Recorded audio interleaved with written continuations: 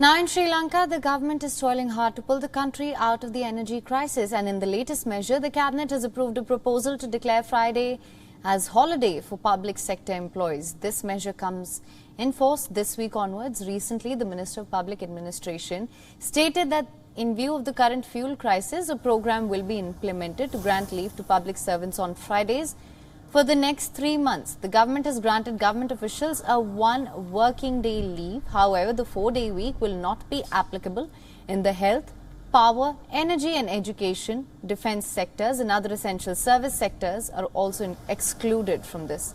The measure has also been taken to encourage public officials to engage in agriculture and cultivation during their leave. The government said that it could also prove to be a solution to the food shortage that is expected in the future. Passenger transport has been disrupted by the current shortage of fuel, making it difficult for public sector workers to access their own transportation. And for more on this, we're now being joined by our correspondent, Dasuni Athoda from Colombo. Dasuni, thank you so much for joining us.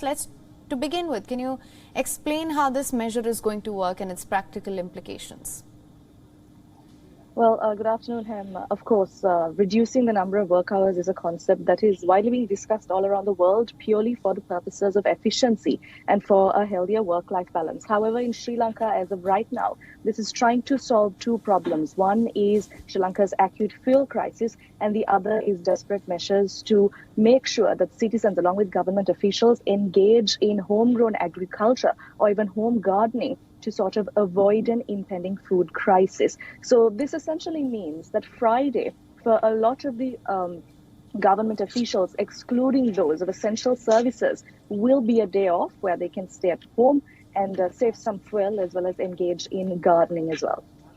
Right, absolutely. Now, on that point, in fact, the measure has been taken to encourage, like you mentioned, public officials to engage in agriculture and cultivation during their leave. Now, but the question is, are there any measures in place to facilitate that? And also, is there enough resources for the people to practice cultivation or agriculture on their days off?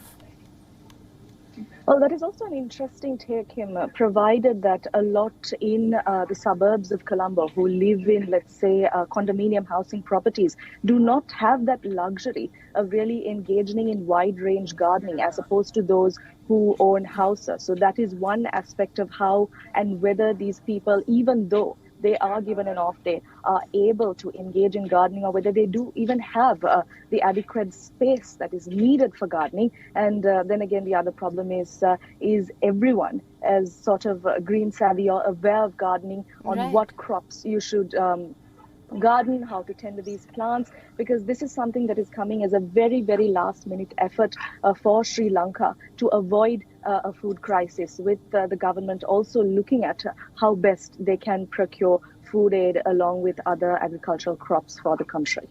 Right, absolutely. In fact, how efficient do you think this measure is going to be when it comes to saving on fuel?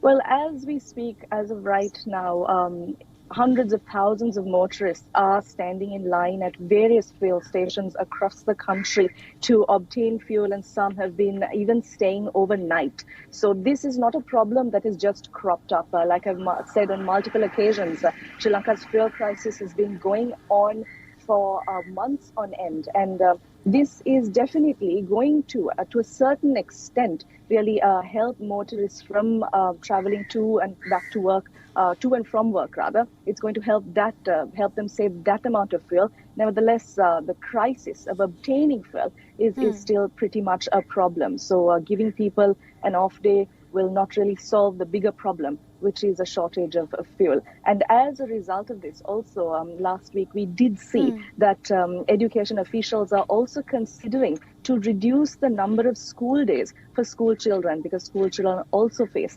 major difficulties in going to school and coming back because of transportation disparities. Right, absolutely. Dasuni, thank you so much for bringing us all the updates on this.